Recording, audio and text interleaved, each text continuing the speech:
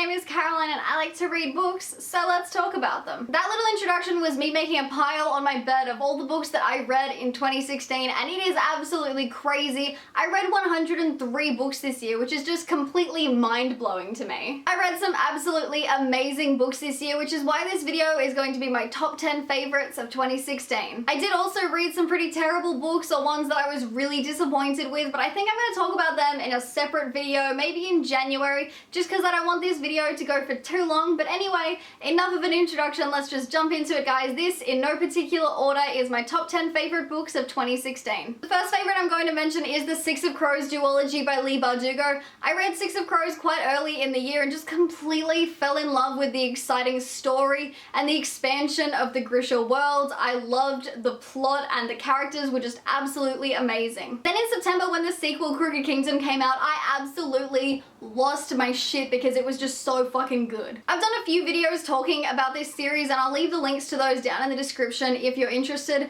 but basically it's just such an amazing series. It's got amazing characters who are diverse and unique and interesting and surprisingly dark. It has a story that will keep you completely guessing, and I'm just like head over heels in love with this series, and I actually kind of want to reread it, but I don't know when I'll get the time. But guys, it's just so good. Next up is Orange, the Complete Collection, Book 1 by Ichigo Takano. I have also read Book 2, which is the conclusion to this series, and I really loved it as well, but this one just holds a special place in my heart. The story begins with our main character Naho receiving a letter from herself 10 years in the future, which basically says there's a new guy starting in your class today, but 10 years in the future he's no longer with us, so watch over him.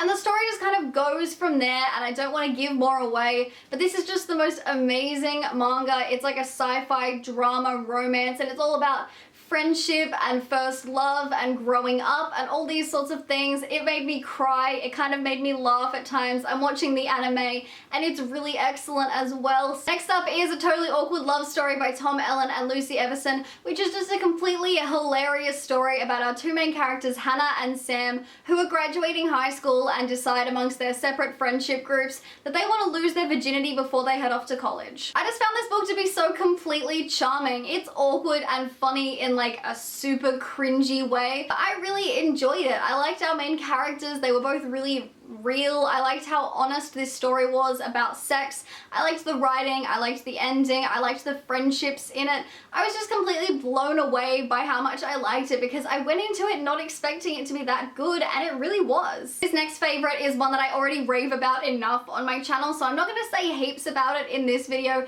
but it's We Are the Ants by Sean David Hutchinson, which is just the most emotional and amazing book that I have read in the entire year. I knew I said I wasn't going to rank these, but like, number one, it's just so amazing. I loved our main character. I loved the story. It was so emotional. It made me cry like 5 separate times, but it also made me laugh. I loved the ending and just everything about this book. I will be recommending this until like my dying breath. Next up is the Walking Dead comic series by Robert Kirkman. When I started reading these, I was already a huge fan of the show, but it was really awesome to read the source material and see what had been changed for TV because there was actually a lot. I definitely prefer the comics to the TV show just because these feel more dark and real and honest, especially in terms of how characters react to certain situations. I just love that these develop characters and explore relationships in a way that the show hasn't. There's also some major issues in this that aren't touched on in the show, and I'm really up to date on this and I just really enjoy it, so I'm really glad I decided to read it this year. Next up is another comic series, but this is one that I was actually surprised by how much I ended up enjoying, and it's Saga by Brian K. Vaughan and Fiona Staples. I do mention this a lot on my channel, so I'm not going to say heaps about it, but I'm just completely in love with the characters. I think they're really funny and interesting, and I'm super invested in their story. I love the art style and all those things. It's just so entertaining and awesome. I love it. Next up is A Court of Mist and Fury by Sarah J. Maas. I am going to say that I was not expecting to love this like anywhere near as much as I did because I didn't really like A Court of Thorns and Roses. All my thoughts about A Court of Thorns and Roses can pretty much just be summed up as like, meh.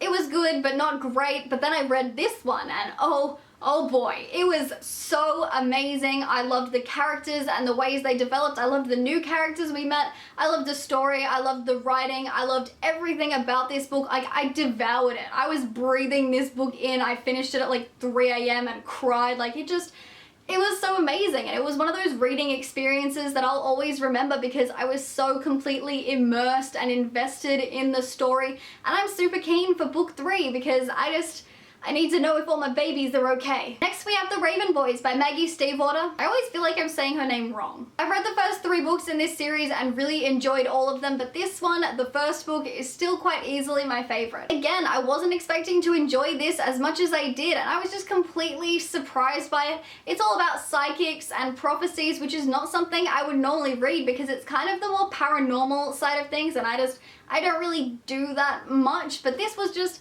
so good because I was really invested in the characters who are all really excellent, and I was so intrigued by the story because it's kind of creepy but also kind of lighthearted at times, and I just found myself completely immersed in this world, and I really enjoyed it so much more than I ever would have expected myself to. This next book is another one that I already mentioned quite a lot on my channel, but oh well, it's The Long Way to a Small Angry Planet by Becky Chambers, which is just the most amazing and charming character-driven sci-fi story ever. And I haven't really read any others, but I'm still gonna say that it's the best one ever because I love this book. The story follows the crew of a spaceship called the Wayfarer as they make their way through space to their next space job, and it's just about the ways that the characters interact on board, and yeah, they have their fair share of drama and stuff like that, but it's mostly about their relationships and stuff like that, and I really loved them. I formed such an attachment to these characters, which is really saying something considering quite a few of them are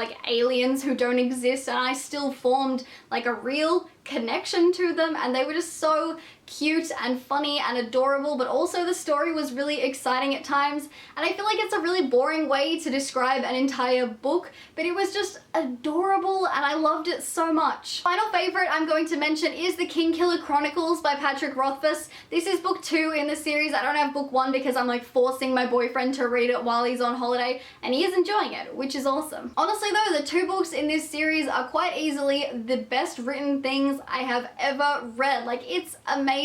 It's all our main character, Kvoth, recalling his childhood and then him growing up and getting an education and becoming the famous person that he is. So incredibly well written. I felt like I was a part of this world. I felt like I was friends with the characters.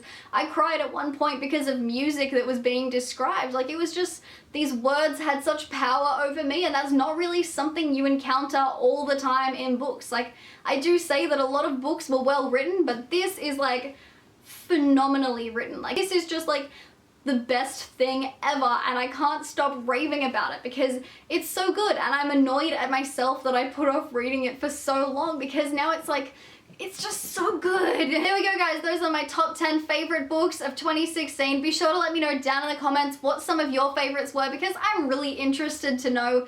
But anyway, I upload videos Mondays, Wednesdays, and Saturdays, so be sure to like this video and subscribe to my channel and have yourselves a very Merry Christmas. Toodaloo!